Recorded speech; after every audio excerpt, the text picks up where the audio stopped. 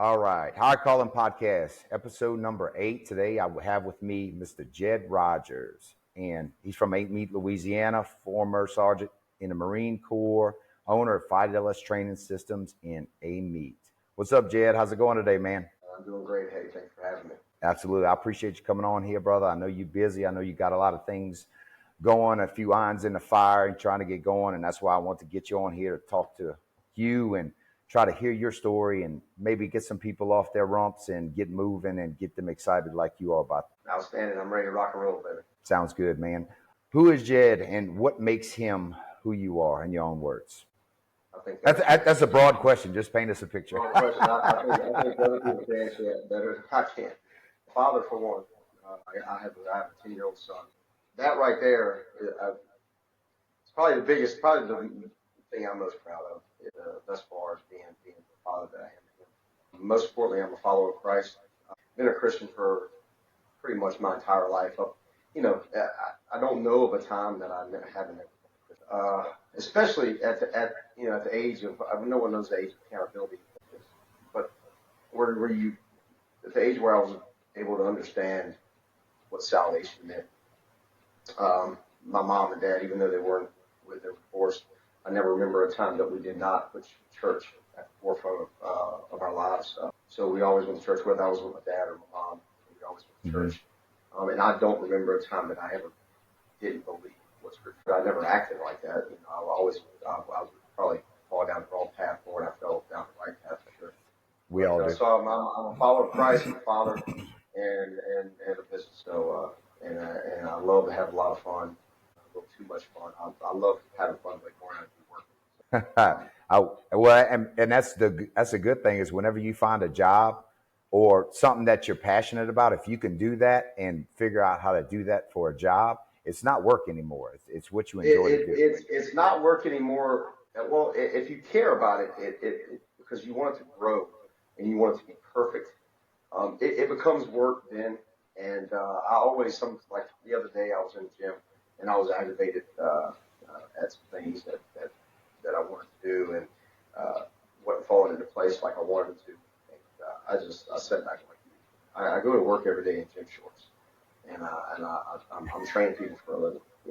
I have a gym that I can come to anytime. So what am I complaining for? So it's like every day's casual Friday, huh? Every day is casual Friday. Yeah, but that's all right. I mean, I go to church right there at House on the Rock over there, and whenever I got there, it was like preacher was in sandals, and I'm like, wait a second, what's going on? And it's one of the best environments I ever went to. So y'all, you cats over there at House on the Rock, man, y'all work out just like we do, jumping around. Sure. And I know a few of the people that come train with you. I know they come over with us, and some of the best people in the world. They don't have problems doing burpees or anything because they're always jumping up and down in church. I pick on them all the time about that. Oh yeah, man, that'll get it. And Jocko Willink always says, if you're ever tired, he said, just do burpees because you ain't tired after you do burpees. You wide That's open. True. Yeah. Tell me about a funny story that happened to you in your life. Funny story. Well, okay. Most of the funny stories that I have off the top of my head involve several Marines or friends of mine, and they're borderline inappropriate. But there's one funny story that just popped into my head. Mm-hmm. It's with a golf buddy, Ross Career, and Donnie Grace and Craig. And Ross Career is definitely afraid of snakes. Okay. I've seen a few videos that tie into those things. You've probably seen the video that I'm talking about. Oh, really? Oh, yeah. You probably see it's all over Facebook. Matter of fact, I just recently shared it about 2 weeks ago. Because it's still timeless. It's never not funny. Donnie has this snake that looks crazy real. It looks like a timber rattler. And Donnie put it on the side of a golf cart, and Ross, being unaware, goes to his golf bag after he hit a tee shot and put the golf club in his golf bag. The snake was sitting down there by the golf cart, and Ross freaked out. I mean, he lost it. Ross is an athlete. He was very fast when he was in college, and he turned around, and that sucker hasn't lost in athleticism. He was high kicking, getting away from there, hollering and screaming. And that's a safe, funny story. The most recent story that I can think of. Yeah, dude, I've Those of seen. you who are watching this, if y'all ever seen it on Facebook, you know what I'm talking about. Yeah, dude, and I've seen a few of those, man, and people taking tumble sets and doing backflips, and I'm like, Yeah, it's woo! amazing. Craig, I don't know if Craig mentioned it. Craig's worse than Ross is about snakes too. So He did not. Craig's just, oh yeah, he's worse actually, probably. Jeez, yeah.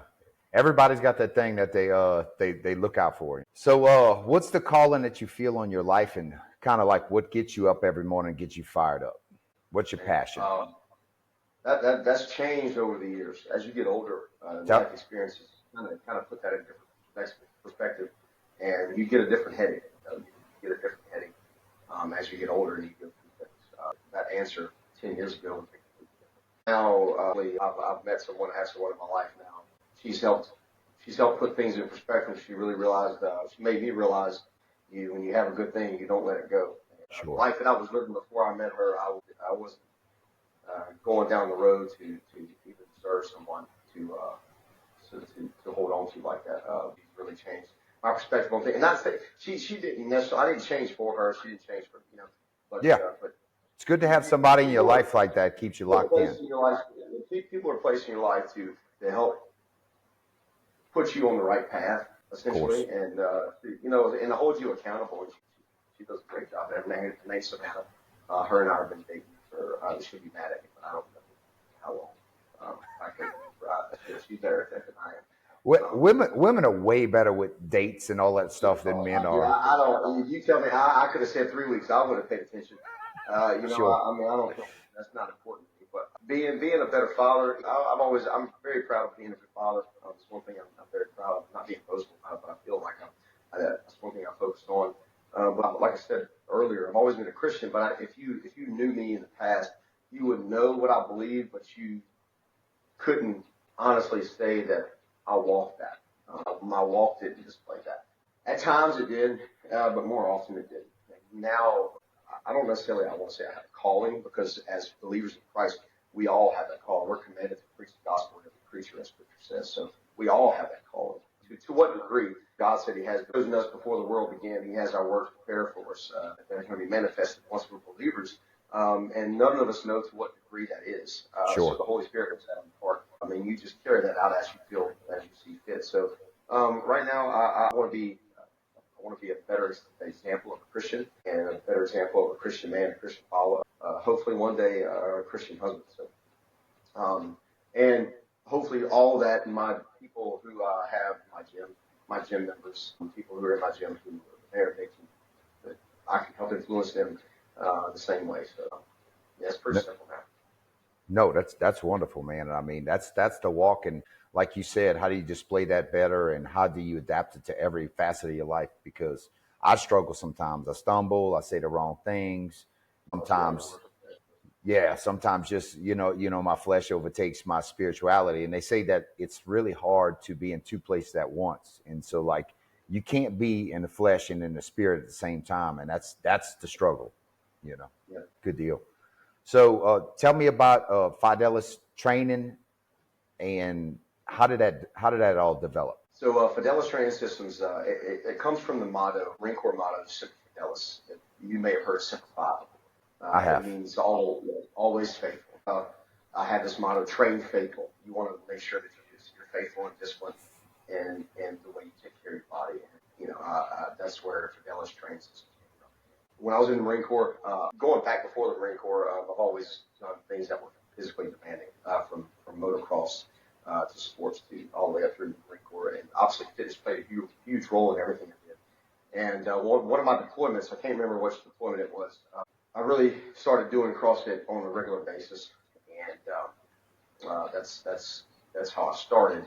And realized like, okay, this I don't need to be in a gym that's 65 degrees where I'm doing hammer curls and leg extensions. I need to be outside. I need to be suffering. I need to be picking up large loads. I need to be pushing them for long distances and moving very Sure. quickly. And I need to do that often. And I need to run, jump, swim, and throw, do everything I can that's applicable to outside. And that training methodology really stuck with me because it makes sense. It makes complete sense.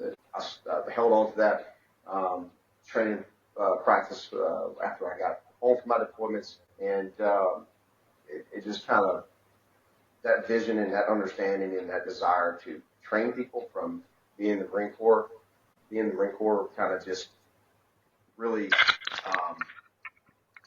I guess, paint a picture like, okay, you're good at training, you're good at coaching. We need to figure out what you can do to to get better at this. So I started going to certifications. I started going to USAW cert. I started going to more CrossFit certs, and realized like, okay, I want to open up my own gym and I want to train people the way I know how to train and Sure. coach people in the right way. And on top of that, own my own business. So that's it. That's a good goal to have. And the thing I noticed, the older I get, and I got to a certain point when I only trained for strength, and I started to get big. And the bad thing about just training to get like big and muscles is you lose a lot of flexibility and you lose a lot of mobility. Yeah. And like what you're doing, I see the kind of the I guess the CrossFit model and of training, and it's a lot of conditioning, it's a lot of movement, it's a lot of agility. And if you could train and get that strength and agility at the same time, that's a great direction to go in. Yeah, and you touched on strength and flexibility. CrossFit, as far as the methodology side of the house, has done a really great job at defining what fitness is, and it has essentially a three operational model concept of how to define fitness. Because if you go to the dictionary or Wikipedia um, or any universities, when they define fitness, it looks like as if they asked all the world experts of every domain of fitness and took a bucket and said, hey, put your definition in there, and we're going to scramble it all up and we're going to put it on paper. No one had a quantifiable, measurable definition of fitness. And CrossFit came up with that. Greg Glassman, the founder and former CEO of CrossFit, founded that definition or that three operational model of fitness. And one of the operational models that he came up with, it's actually he didn't come up with it, just credited to an exercise physiologist that he worked with, is a list of 10 general physical skills that you would want to have to be fit. And those Sure. 10 general physical skills are cardiovascular respiratory endurance, stamina, strength, flexibility, power, speed, coordination, accuracy, agility, and balance. And you said a while ago that you were wanting to be strong and you lost flexibility. Mm, Well, the whole objective to performance-based functional fitness is how good can you be in all areas sure. without lacking in one of those, or minimizing, kind of like in golf, minimizing the misses in golf. I want to be extremely strong, but I don't Mm, want to be so strong that it takes away from my flexibility or my endurance to be able to run a high performance 5K. mm. But I also don't want to be so good at long endurance that I don't have the ability to hit a 325 pound clean and jerk or a double body weight back squat. You see the concept? I see it. I see it, and Yeah. that's a good thing to do. I might have to come train over there with you guys because Yeah, that's one man. thing. You train MMA, so it's if I ever ventured into that, which I Yeah. don't like getting hit in the face, but jiu-jitsu's fun. But Yeah. as far as striking, I wouldn't like getting hit in the face. But if I was an MMA athlete, I walk around about 205 pounds. At my fittest I've been about 8% body fat, 205, and I was really fit on all fronts. If I was an MMA athlete, what I do in the gym and my training methodologies, that's exactly what I would do to get ready for a fight.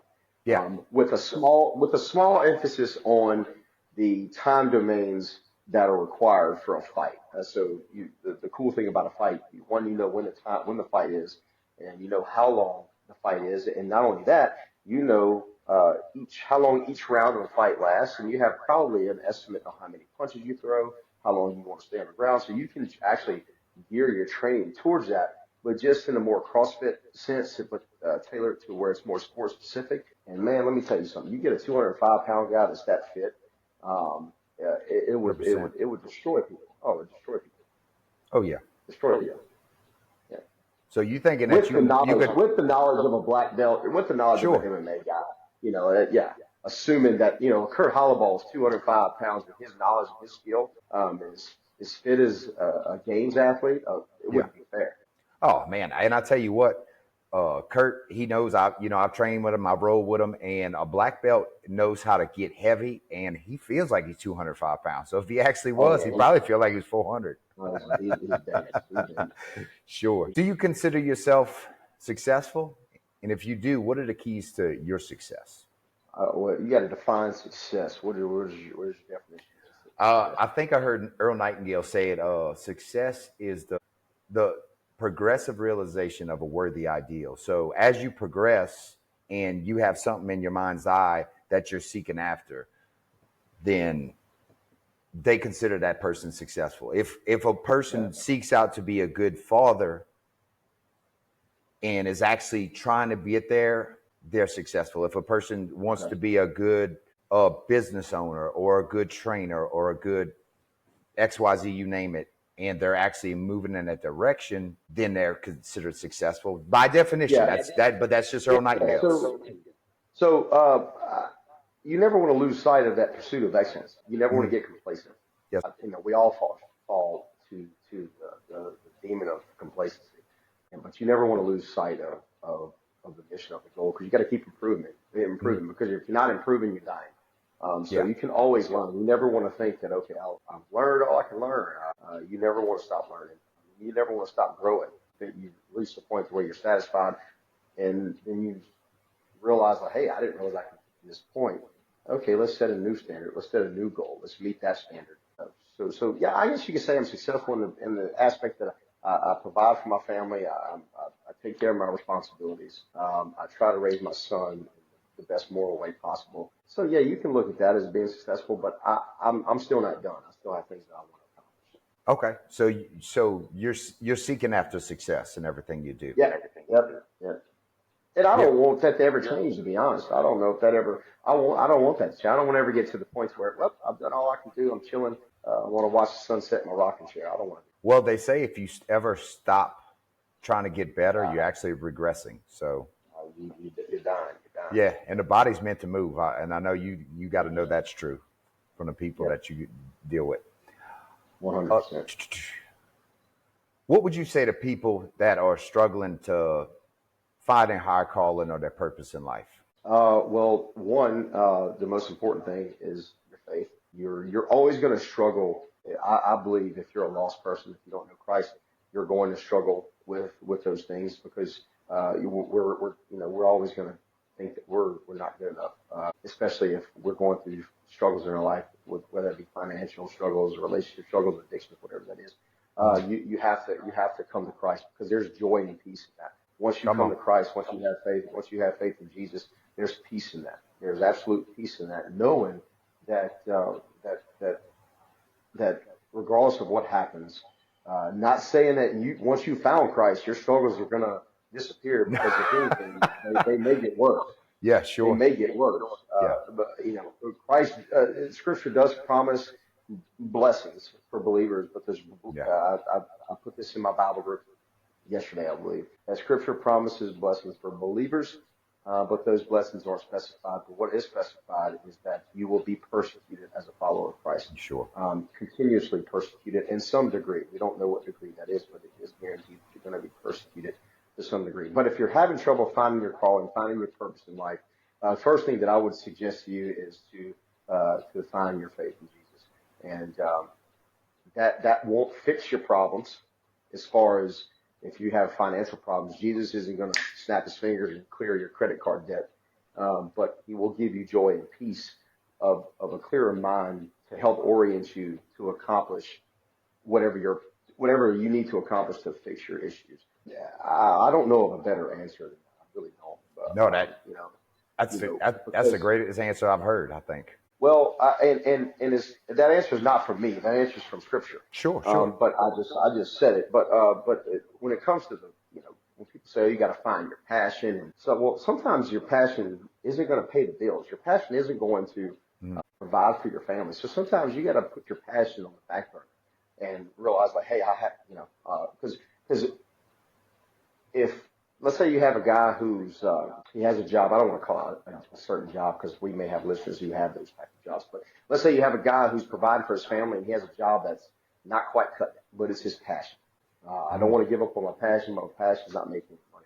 Dog, your job is not to chase your passion. Your job is to provide for your family. Right.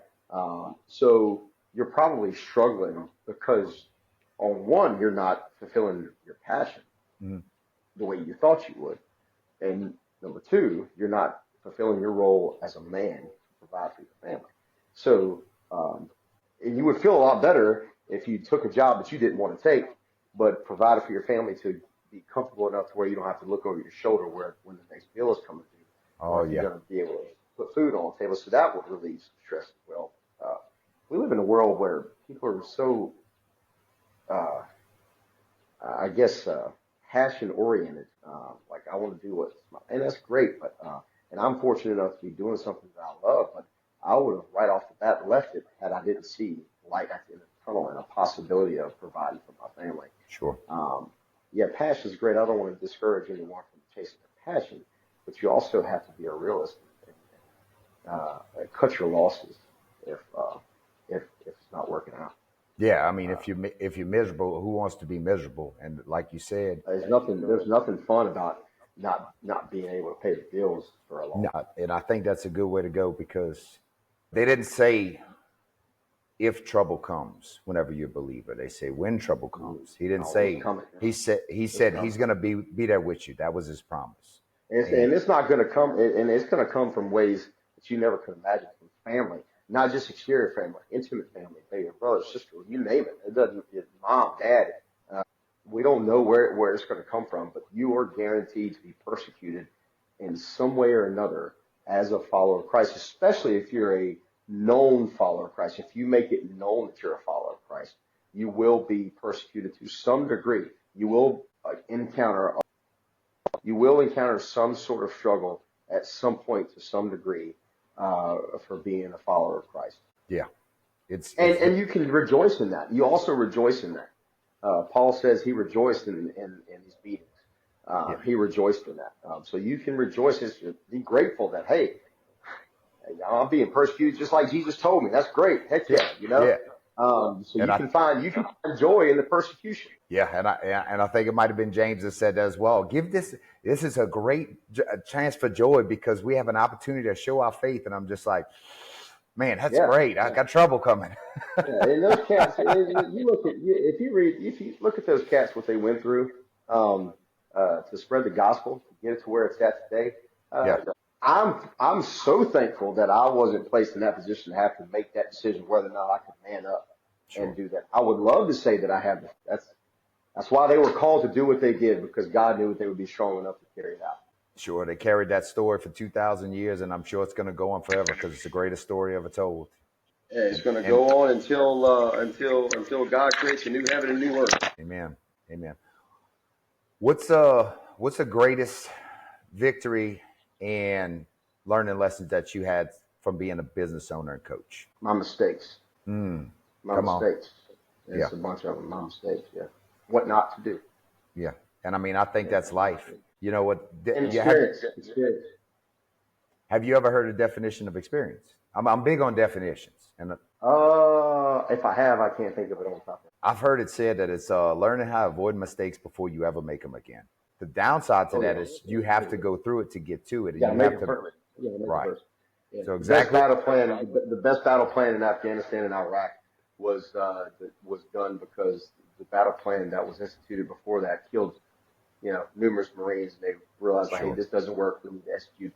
We need to execute it like this. So, yeah. So the trial and error is how you learn, but you got to learn from it. You know. yeah.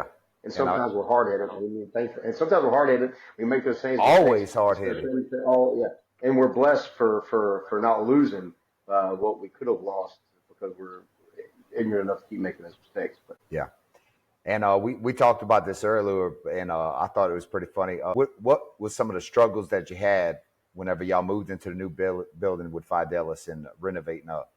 just what we didn't know. Corey and Rachel Blanc, they were fantastic enough to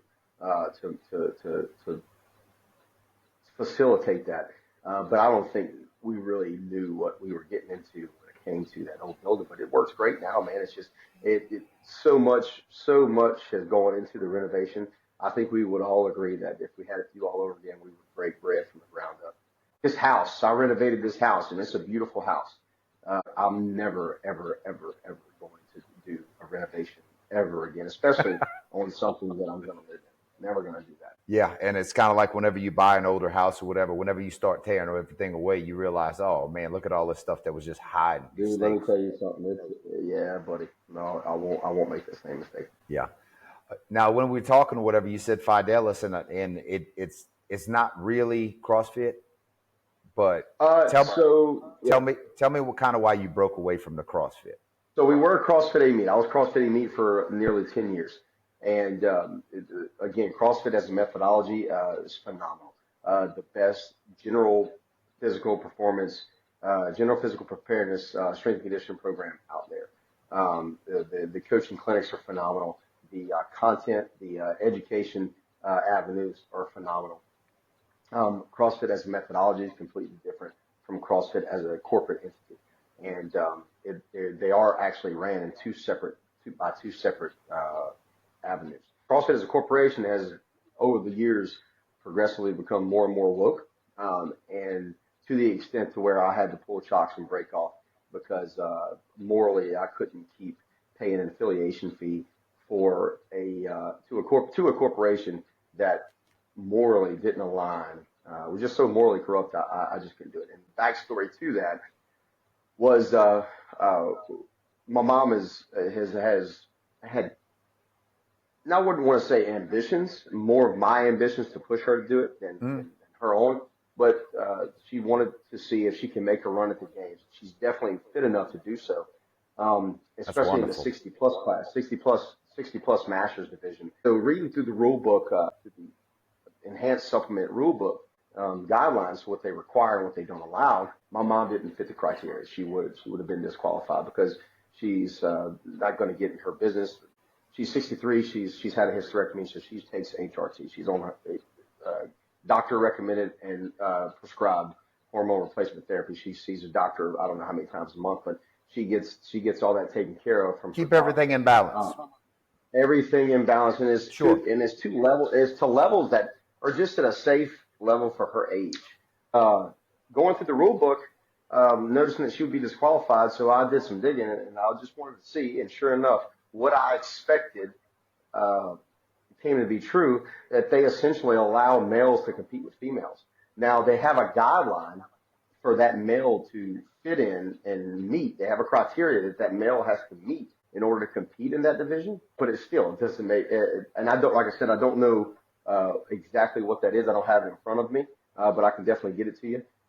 But the fact that it was just males competing with females, they allow that. But yet you're going to say that my mother is at an advantage when this grown man can compete against females and he's not at an advantage. It's more, and more importantly, it pissed me off because CrossFit started as a corporation and as an exercise methodology that was just science and mathematical base. If it wasn't true from math and wasn't true from science, it's not true. And now you're breaking away from that. You're breaking away from that, and now you're getting political.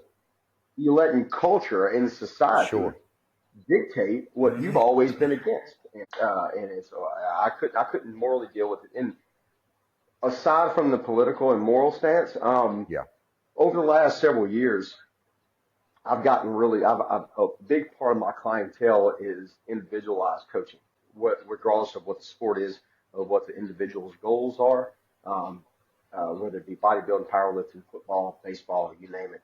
I've created programs and routines and templates for several of my members, and I didn't feel it. But in a lot of things that we do, won't see in a CrossFit gym, as far as like the certain days, certain programs, certain workouts. And so I just didn't see a need for it anymore because CrossFit's not the only certification that I have. I have numerous certifications from other avenues of fitness, from other clinics.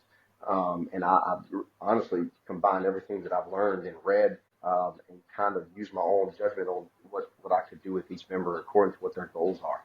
Yeah. More of a personalized, individualized program. Yeah. And I mean, that's an awesome thing.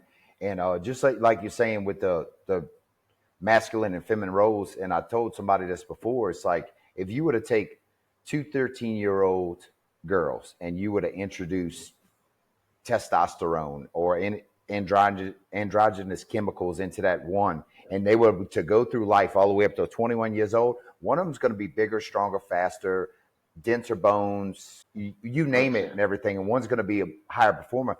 And that's what happens whenever you take a 13-year-old female and then a 13-year-old male, because once those male chemicals start pouring in, because my son said something about it whenever he was playing sports. He's like, oh, I'm going to do this. And I was like, dude, you don't need to. At whenever you're in your teenage years, you have so many chemicals running through your body that's going to make you bigger, stronger, faster. All you got to do is put them to use, and you're going to be an animal. And so whenever they take biological males and they allow them to compete with, biological females, it's just like, and those people work their ass off to get where they're at. Yeah, and it's especially the females, and we're seeing this at the collegiate level. The most widely known case is the Leah Thomas. That dude is competing against tons of girls, and actually, thankfully, Leah Thomas he wasn't allowed to compete in the Olympics. But that's due because several women who one swam against him, and two were his teammates were fed up with this, and they stood up, and they should. And they should. You know what's sad is that those women don't get the credit that those women that are standing up for this should go down in history of some of the most remarkable women that we've had in American history, because they're actually fighting against something that actually matters. They're fighting a good fight. They're fighting a good fight. They're fighting a good fight, and I hope they do go down. I can't remember their names. The girl, one of the girls is blonde head. She's a Riley Gaines. Mm-hmm. I think it's Riley something. I think it's Riley Gaines. I can't remember. Yeah. It's Riley something, and she's done a good job of making people more aware of what's going on. It's not just at the collegiate level, dude. It's at the high school level. It's down the road in different parishes that we're in here in Louisiana. It's coming to a home near you everywhere. Oh yeah. So it's and if nobody says anything, nobody stops anything, it's just going to permeate everything, and it's kind of like everybody's so scared to say anything, because if you resist any of that stuff, you get bastardized on social media, and they cut you off. You don't just see that in social. You don't just see that out in town and just social media. You don't see people being scared. You see that in churches as well. Not every church. Mm-hmm. But if you are taking the churches as a whole, in general, they're scared to death to talk about it. They are scared, absolutely scared to death. Well, and I mean, some churches, they're going as far as married people that are same sex, and they're permitting all of this stuff that everything, the abortion issue, the homosexual marriage issue, and the trans agenda is corrupting society. The three main points that are absolutely corrupting everything that we have is talked about the least in the church. Yeah. Yeah, and it's just kind of like people, I don't know whether it's the fear of losing money or to get criticized or whatever it is. There's a spirit. I believe there's a spirit that surrounds that movement, because I think all those movements come from the same tree. So there's a spirit that surrounds that movement that really terrifies people, because the persecution and the backlash that people receive for standing up against one of those three is more aggressive than anything you can experience. And if people aren't equipped for that mentally, they don't want it. Your personality has to be ready for something like that too. And if you have people who really don't have an aggressive personality or an abrasive personality that can handle something like that, most of the time you're not going to be combative towards that. You're just going to well, let them do their own thing. And letting them do their own thing is why we went from homosexual marriage. It's proven. So it's why we went from homosexual marriages being allowed in the 80s, and all they wanted is their freedom to marry who they wanted to, and now we're talking about men can get pregnant. Who would have guessed that? Who would have guessed about that? There's an author named Jonathan Cahn, and I don't know if you read any of his books, but one of his books that I read was Return of the Gods, and basically all of these guys from back in the day, Ishtar and Molech and all of these other ones, child Oh, sacrifice and mm-hmm. all of that stuff. Child And all of sacrifice. that stuff is portraying that stuff in their Yeah, ideals man. in the methodology that's going on right now. Just Yeah, it yeah, it's insane. 100%. Yeah. Yeah. What role did the Yeah. military play in your what you got going on right now? Yeah, so the Marine Corps specifically played a huge role in my life. The discipline that was instilled to me from the beginning, from what you get in boot camp, the foundation that was laid in boot camp, and then the foundation and the requirement for you to carry out that requirement, the foundation from when you have responsibilities placed on you when you had your own job, and when you have things that you have responsibilities that you have to take care of, and your command to do stuff. It plants something inside of you that you can't get anywhere else. And I'm obviously I'm more biased to the Marine Corps, but I've also served with other branches, Once a and Marine, always a Marine, huh? 100%, man. And once, I mean, I, I I'm just gonna say it. I'm just gonna stir the pot. I hope Brett McMaster Stir is the pot, watching this baby. right now. I hope the old Brett is watching this right now. He's a Green Beret. He's an Army guy.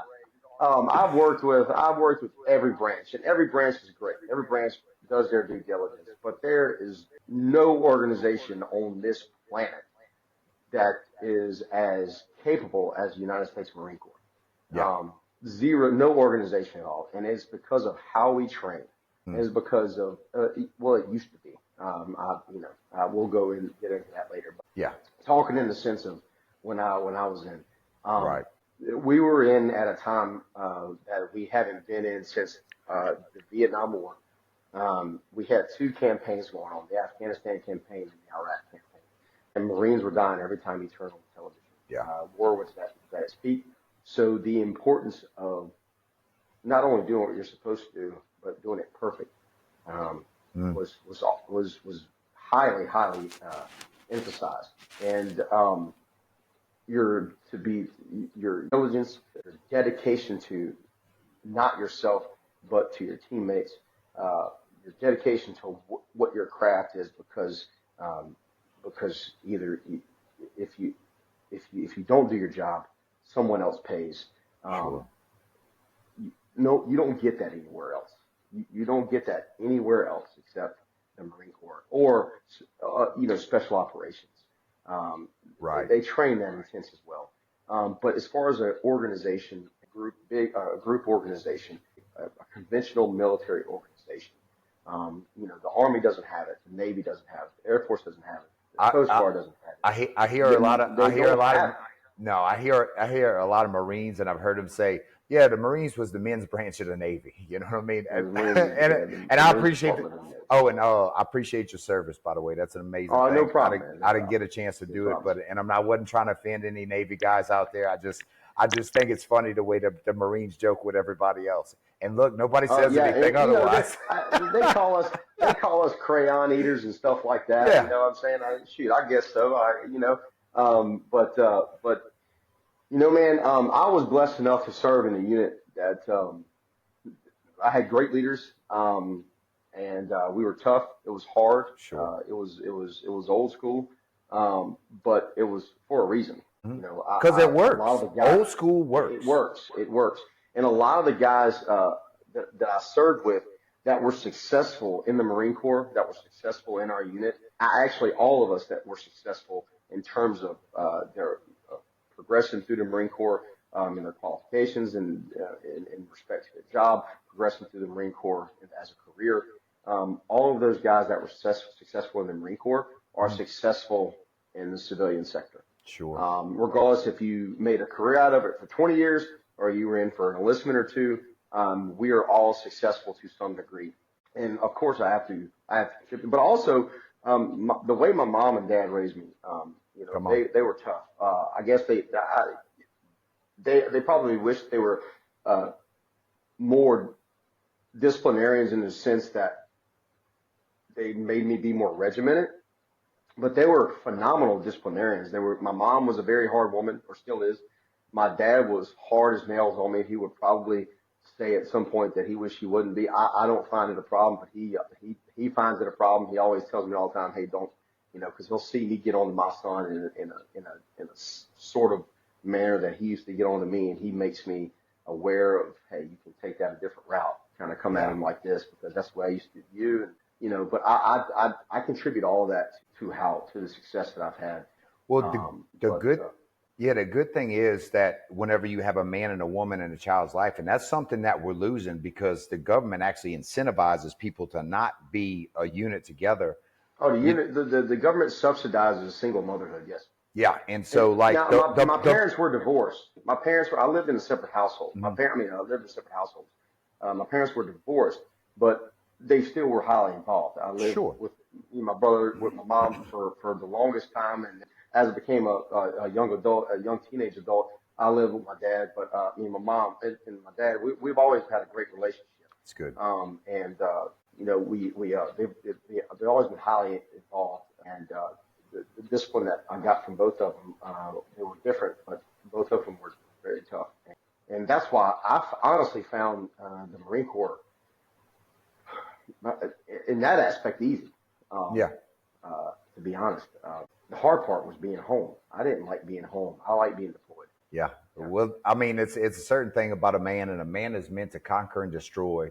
Not destroy, but go out there and conquer stuff yeah, and get out there in the world and see stuff. And I think we're just kind of built for that.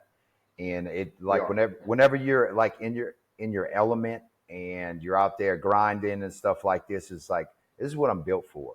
And Yeah, like I love it. I love every bit of it, man. yeah, you I love training every bit of it. training people and making them stronger. It's preparing people for the path and the mission in front of them. And A lot of the principles and leadership principles and traits that I learned in the Marine Corps, mm, uh, I try to carry on in the gym, but I try to be a little bit more laid back. I used to coach when I first opened my business. I used to coach the way I would coach if I was in the Marine Corps, and that did not work. That did not work. I learned pretty sure, quick that you weren't gonna grow in business when you coach like that. So, no, and but I still coach. I still coach in a degree that I make people really dig deep in their psyche and really understand that mentally you're not physically you may be tired, and but mentally you're not as tired as you think you are. yeah, You can push through. Like I'm really big on not allowing people to take water breaks in the middle of workouts, or taking less rest periods. yeah, For one of the biggest examples is that I keep that air conditioner on about 90 in the gym. I don't turn the air conditioner on. woo, Oh, yeah, it's 90 degrees in there. Oh yeah, yeah, it's hot.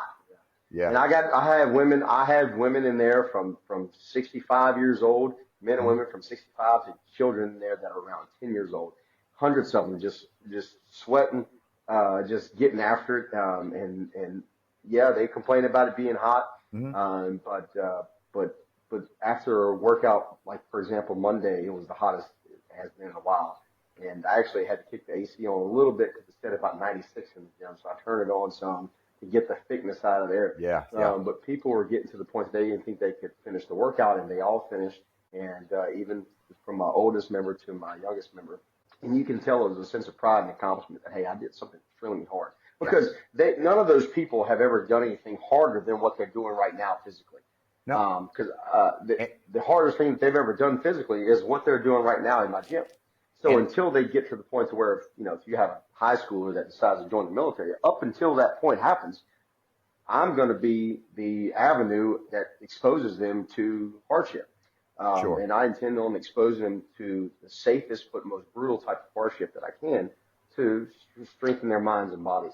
Well, the good So thing about it is just like say football practice or training or whatever it is, you always want to train harder harder or than what you practice thought. sure, and that way whenever you get into real life or the game or whatever it is, it's going to be easy because coach already got you hard during the practice and it's like, man, why am I pushing it this hard? So life's easy. So the game Yeah. is easy. So whenever you're in the Yep. middle of that competition or game or Yep. practice, what life, 100%. whatever it is, then it's going to be like, I just got to stride. 100%. And if parents would get out the way, the kids would be a lot tougher. Oh God, yeah. And I mean, the mind wants to take the path of least resistance, and it's just like, Yeah, I'm you, sure. you Sure. know, Shoot, I do. I mean, we right? all fall victim to it. Yeah, We all fall victim to it. You have to have people hold you accountable. You Yeah. know, it's great. You got to have people. You got to have a team. You got to have a support group. You got to have people holding you accountable. You got to surround yourself with like-minded individuals Who who keeps have the who same. keeps Jed accountable? My members actually. Really? Yeah, they do a good job of telling me when I'm lazy. Absolutely, my mom does a good job of telling me that. You know, because I've been doing this for a very long time, and you know, it's easy to get caught up in a rut to where you know what, I always got the gym. I could skip today. I always got the gym. I could skip today. I'm gonna stay an extra hour at the golf Yeah. course, or you know, Sure. so it's really easy because a lot of times I don't work out in the afternoons because I have to train so many clients. So I have to get my junk in the middle of the day. I have to get my training session in the middle of the day, and I don't enjoy training by myself a whole lot. In that I do Louisiana to heat. I enjoy training by myself sometimes, but Hmm. most of the time I want somebody in there to throw down with, not to talk to me. To hey, we got to work out. Let's get after Push it. you. Yeah. Um, but when you have to make sure, because when I was competing several years ago, I remember those days where I would go in the gym by myself 2 to 3 times a day, had to go on my own motivation, and train. And man, that's like banging your head against the wall. You know, Yeah. it's brutal. Yeah. But yeah, my members aren't scared at all to call me out and hold me accountable. Yeah, Yeah. and Well, I can definitely think of a few right now. I'm sure they're reciprocating what you give them. You know what I mean? It's like, oh, Oh, and look, he's gonna run me. that's I'm gonna great. run his ass. That's fine. I'm all about it. I'm all about it. Yeah, I can take constructive criticism. I love it.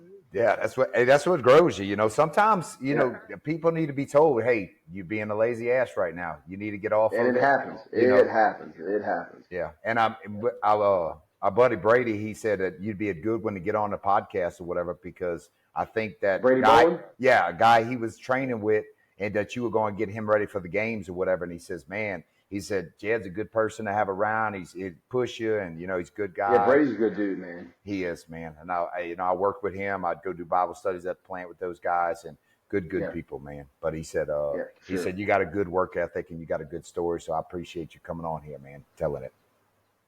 Well, when you were young, 18 years old, what would you tell to that guy? And you think he would listen to you if you did? Oh man, I was getting ready to go to the Marine Corps. What would I tell him? The first thing that can come to mind is take the first $1,000 you save up, put it in an index fund, contribute to that index fund every month about $500, and don't pull out until you're 50 years old. And when you get out, you'll be a multi millionaire. Sure. That's the first thing that came to mind. Uh-huh. If anybody listening that's 18 years old, 19 or 20 years old, you can start putting into the Vanguard S&P 500, $500 a month, and contribute to that sucker every single month until you're 50. And with the historic rate of return, which is about 10 to 12, maybe 15% over the 30-year return average, Yeah. you'll be a multi millionaire by the time you're 50. I wish that somebody would have told me that Yeah. back then. And And aside from that, any mistakes that you made that you a think lot that of you would have things. told him and that would have actually been a good corrective course for If all roads led to the place that I am now, him? the people that I have in my life now, my son, my girlfriend, if all roads led to where I'm at right now, I would have told my younger self to not get out the Marine Corps. Okay. Yeah, Yeah. yeah. It's a good story. So that was one of the best things that you did, huh? The Marine Corps, yeah, I definitely wish I would have stayed in. I say that now, what the heck they're going through now, where they have to have these transgender affirming classes and Yeah. crap like that. I don't know. And then they had to get the COVID shot. And I don't know if I would have made it. I'd probably be in the brig somewhere. I got kicked out, dishonorable Sure. discharge or something, man. Yeah. And dude, I always want to. And my son, he's 18. He's got my namesake, and I always want him to go in the military. And my wife's kind of like, I don't want him to go in there. With what's going on in the Yeah, military right now, I'm not sure. And I just think it'd be one of the absolutely not. biggest growth things that he's got going on. And I just wish he would make it happen. Yep. Yeah, it's awful. It's awful. I have a guy that I put in the Marine Corps. I'm going to get my phone charger real quick. Yep. I have a guy All that I good. put into the Marine Corps several years ago, about 4 or 5 years ago now.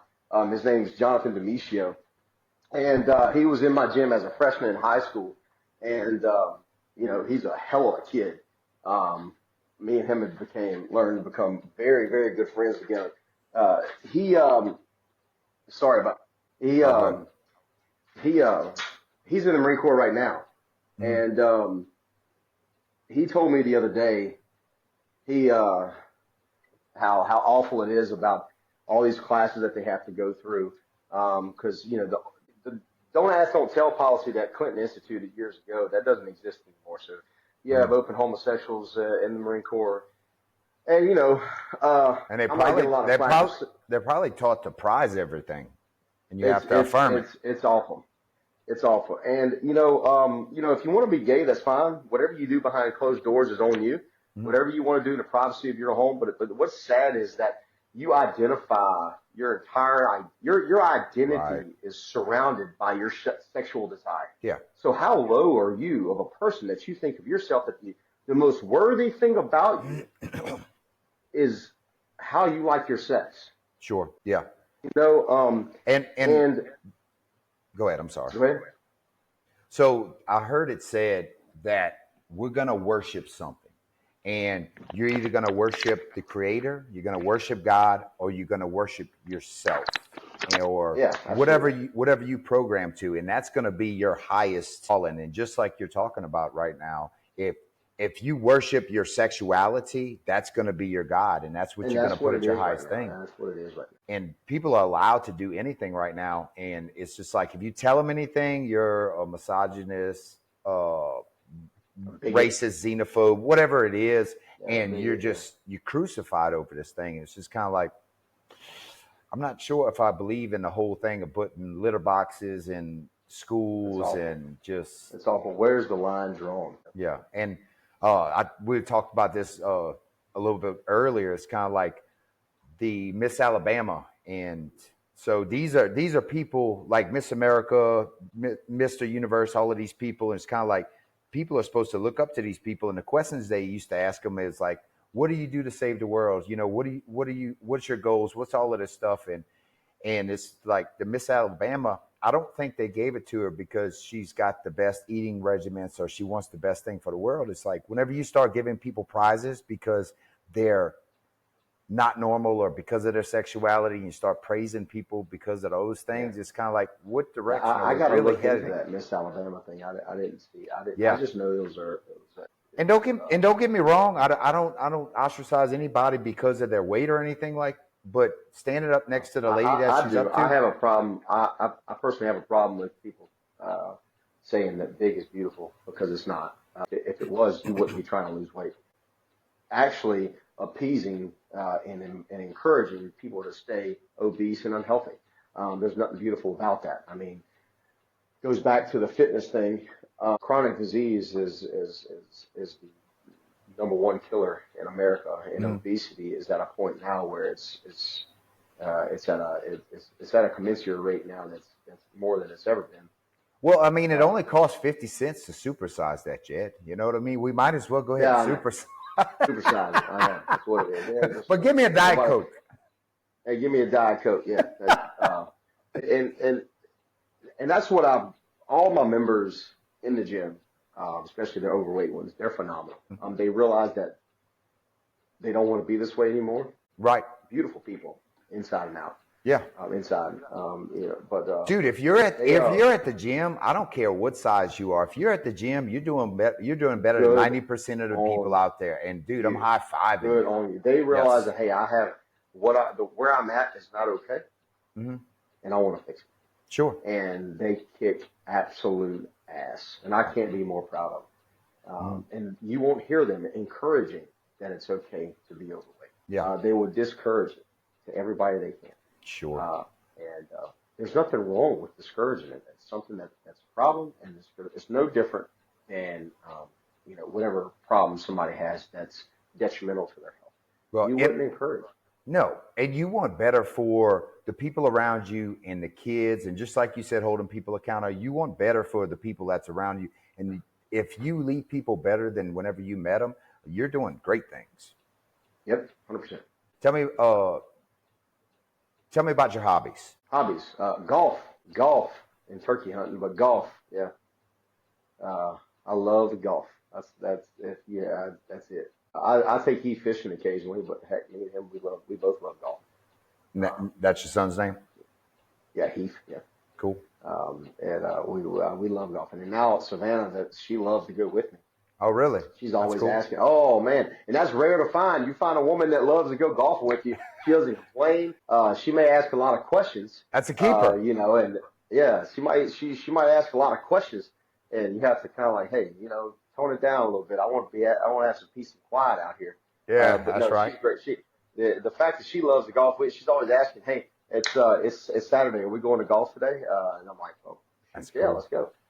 So we're yeah, golfing. Hey, If I have free time and there's sun in the sky, mhm.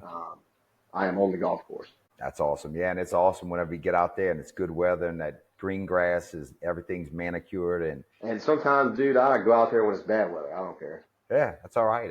Hey, look, I'm not saying I hit a lot of good shots, but when I do hit that one good shot, it takes away all those bad That's shots. what keeps you coming back, man. Yeah. You can you can play the worst round ever, and you birdie number 18 on the sweet shot on the approach, and you're like, you know what?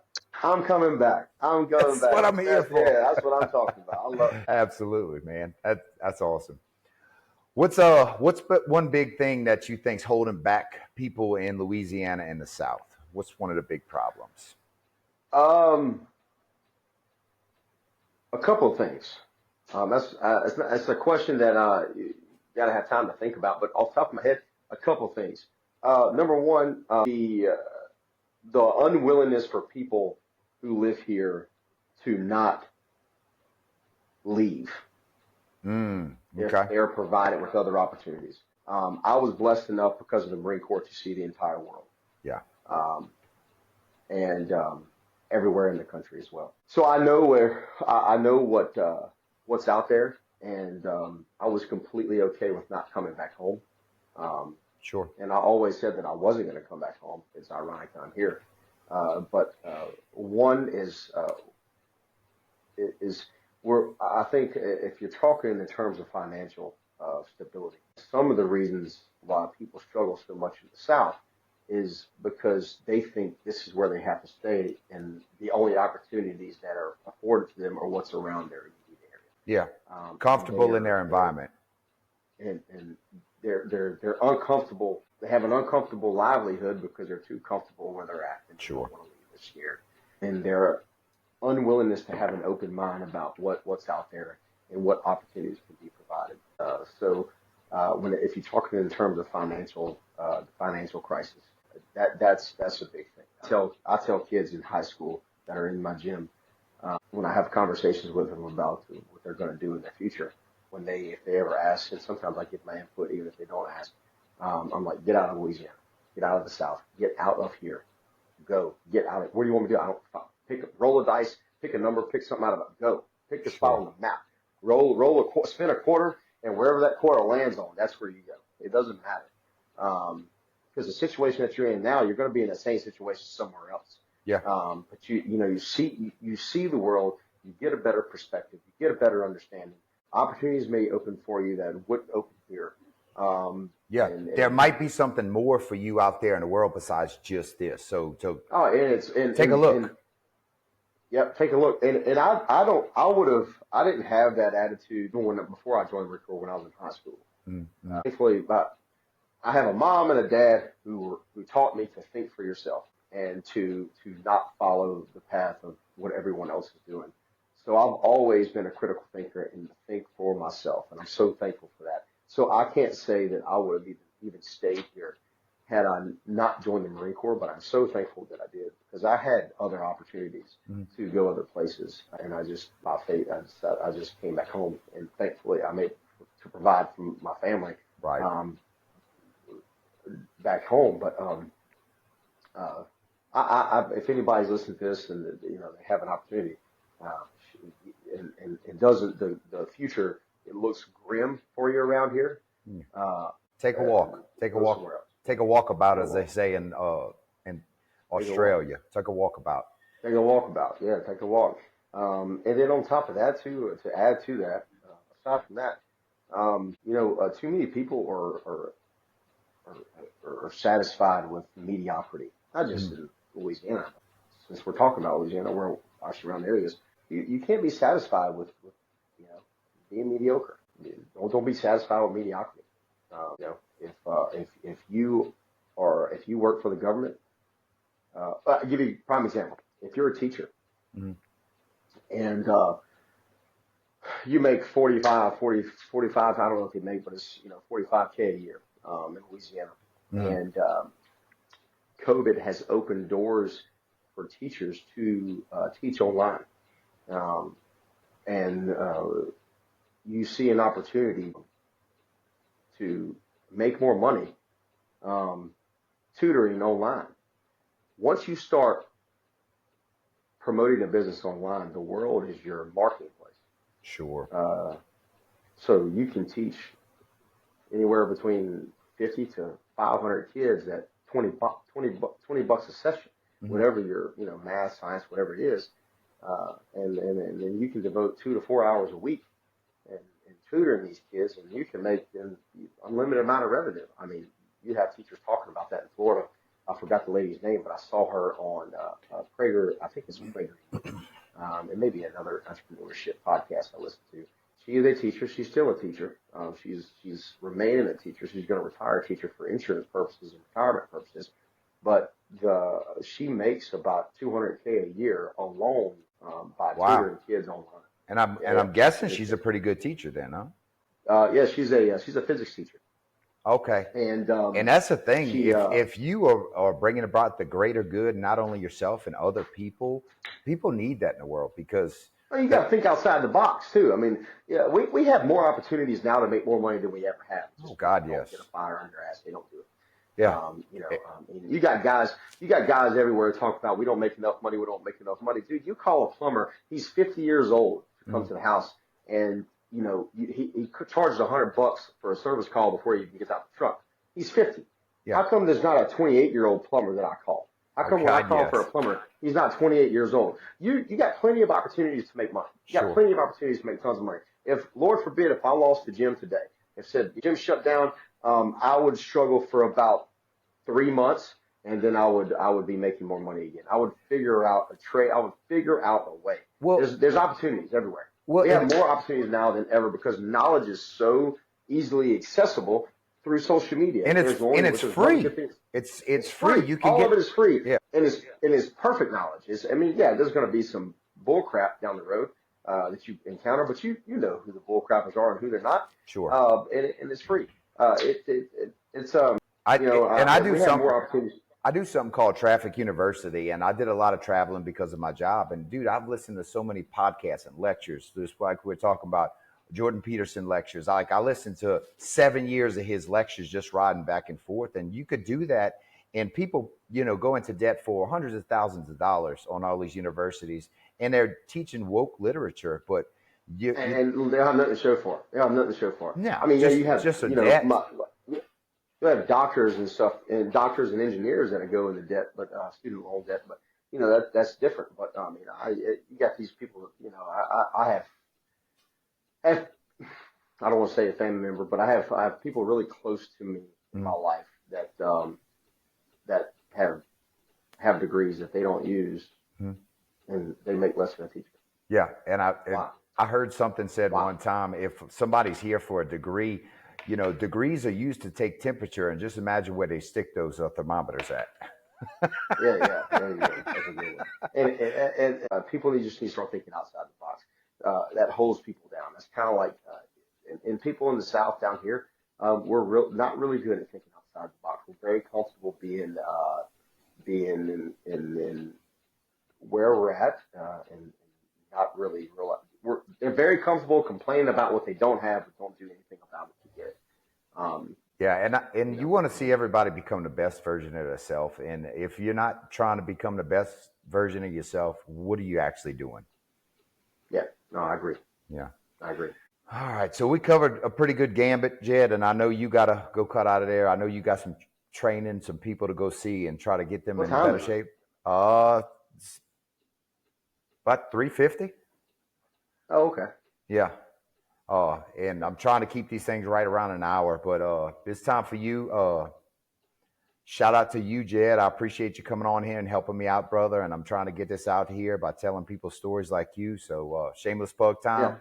Tell people how to find you, support you on your journey, and where they could Yeah, help you. Jed Rogers, my plug is Coach Jed Rogers on Instagram. The gym is Fidelis Training Systems. Right now we don't have an online program that you can do at home, but we are working in that. That's in the works. But right now we're based in Amite, Louisiana. And if you're in the immediate area, in Tangipahoa Parish, St. William Parish, St. Tammany Parish area, we'd love to have you. We can definitely do some things for you. So I sure do appreciate it, man. It means a lot. And hopefully we'll be on here again, man, because we got a lot to talk about. Yeah. Anywhere from the fitness side of the house to to faith, to the gospel, to everything. So I'm excited. No, me too, man. It sounds like you got a lot of stuff going on. I really appreciate you coming on. We covered quite a gambit of material, Yeah, we do. and you got a lot of stuff, a lot of good things going on, and a lot of things I'm super excited about. I love what you're doing in the area, and I'm just trying to see Yeah, everything man, I grow. sure do appreciate it. It means a lot, Chad. I really do, really appreciate it. I'll be sure to send a lot of guys your way, man. Yeah, sounds good, brother.